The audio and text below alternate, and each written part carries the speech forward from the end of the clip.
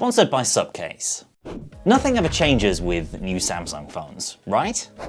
Watching a lot of the reaction to the recent S25 Ultra launch, you could be forgiven for thinking Samsung had just taken the S24 Ultra, swapped out the chip, rounded off the corners, and called it a day. But honestly, after a week of using this S25 Ultra, I think it might be one of the most misunderstood phones I've used lately. And while, sure, there are things that I find disappointing about this phone, there's also a lot of hidden excellence lurking just below the surface.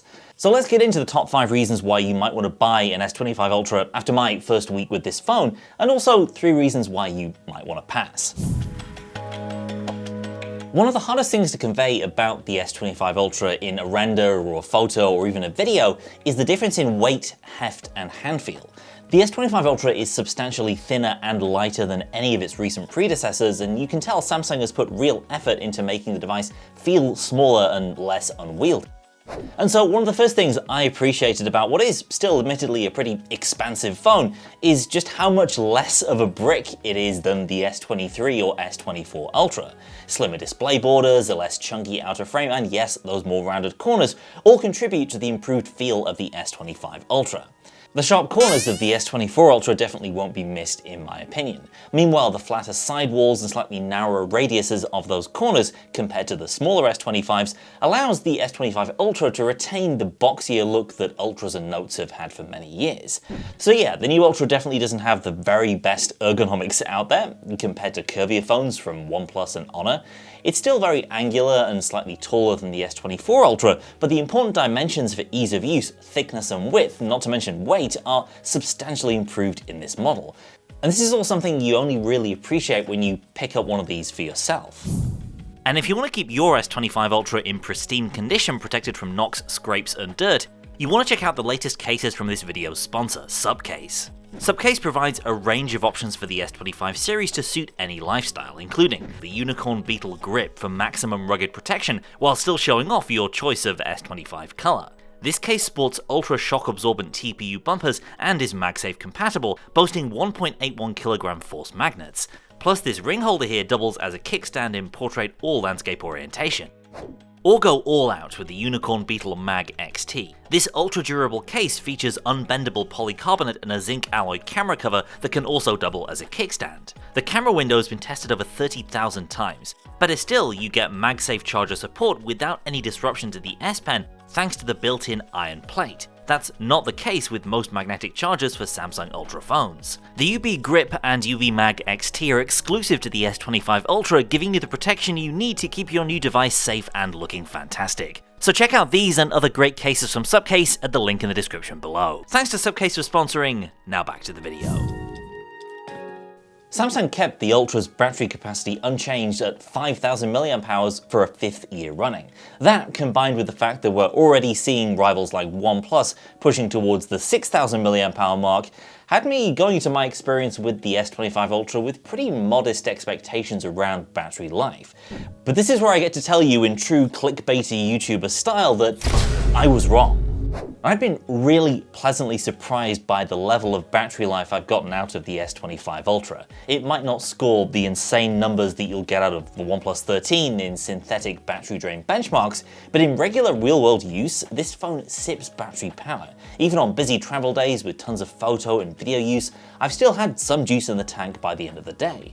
And it coped remarkably well with those typically demanding situations like use on high-speed trains and the trials of transatlantic flying. So if you're worried about this being a 5,000 mAh phone in 2025, then don't be. Whatever magic Samsung has going on under the hood to improve efficiency is working very well.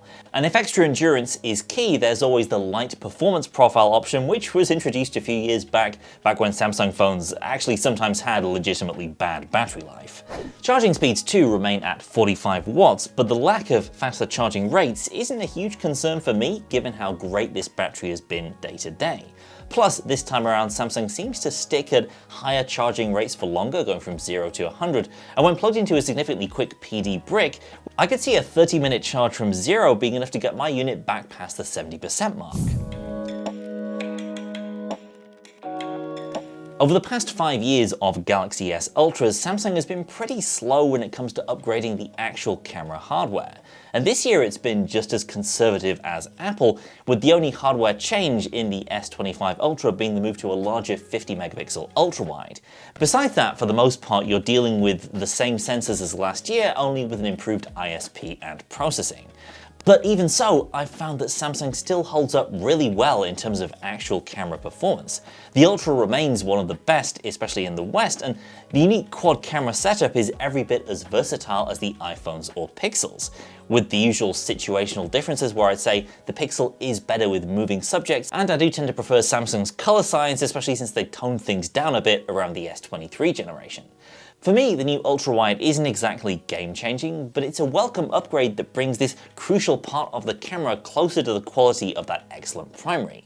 And as a creator, I've also appreciated the retooled camera app in One UI 7, making it easier to unlock the full capabilities of this camera system, including features like Expert RAW, which have also gotten a facelift. Samsung's log video is also a really important addition this time around that brings the S25 Ultra's video shooting capabilities in line with the iPhone 16 Pro Max, capturing footage with improved dynamic range which can then be processed in professional apps like Premiere Pro. You can see some examples here. I've used phones from Chinese brands with giant 1-inch sensors and longer telephotos than Samsung offers, like Oppo's Find X8 Pro, and while they can be better in certain situations, I never feel like I'm missing out when I use the S25 Ultra's shooter. It's still the complete package. One of my favorite features in last year's S24 Ultra that no other brand has been able to match was its reflection-canceling Corning Gorilla Armor display. It's a really obvious, easy selling point, almost guaranteed to ruin any other smartphone display for you. Just stick it side by side and look at those reflections and see how they're not there with the Samsung phone. The S25 Ultra has a second-gen version of Gorilla Armor that's once again set to be exclusive to Samsung for the whole of 2025, if phone leaker and mildly shocked feline Ice Universe is to be believed.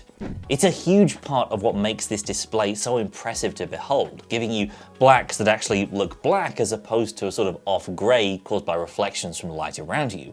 Gorilla Armor 2 is said to be improved compared to the first version, and you can kinda see the difference side by side here with the S24 and S25 Ultra. The 25 seems to block out a little bit more of those warmer hues, giving the appearance of cooler and flatter reflections compared to the previous model. Either way, this is something that makes a big difference in daylight compared to other flagships, even those that on paper would seem to have a higher peak brightness level than the S25 Ultra.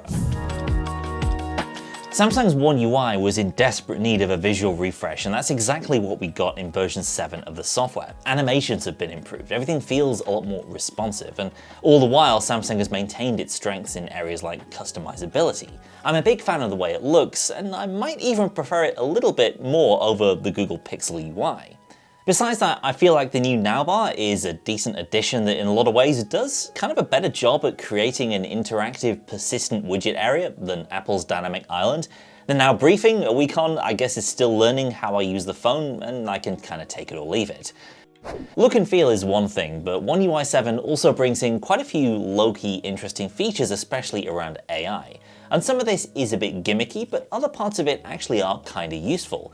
One of my favorites is AI Select, which can sort of hoover up information from various apps when you highlight it, and if it's text, it can rewrite it in line here using AI, or you can have some fun with generative image editing. That's for any image, any text on your screen in any app. Pretty versatile. Samsung also has a host of great AI photo and video editing features, some of which we already saw in the S24, like instant slow-mo and object removal, and the S25 builds on that with generative edits where you can draw additional things into your photos and have AI do the rest. And Add from Gallery here lets you easily snap objects from one shot and paste them into another. Now look, the S Pen stylus has been kinda stagnant for a while now, but the S25 Ultra actually represents the first real downgrade for this long-standing accessory, as the Bluetooth connectivity that's been around since the Note 9 in 2018 is removed in this latest model.